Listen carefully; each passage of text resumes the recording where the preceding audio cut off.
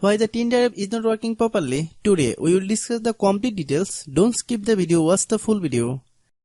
Hello guys and welcome back to my YouTube channel Shaem Tech Video. Today I will discuss how to fix Tinder app login problem issue. I have a request, if you are new to channel, please subscribe and stay with us. Open settings. Open the date and time settings. Tap set time automatically to reset time to whatever location you are currently at. Click back. Click about device. Click storage. Then click clean up. Click clean. Click back. Click apps. Click app management. Find Tinder app.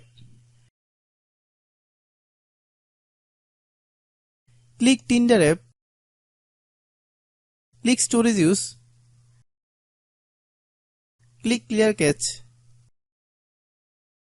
Then click clear data. If you clear data, you will need to relog on to your account.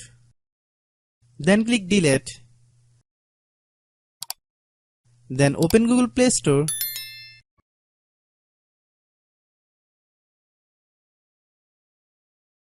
Then search Tinder app. Click Tinder app. If you get any update, please update. Hope your issue is resolved.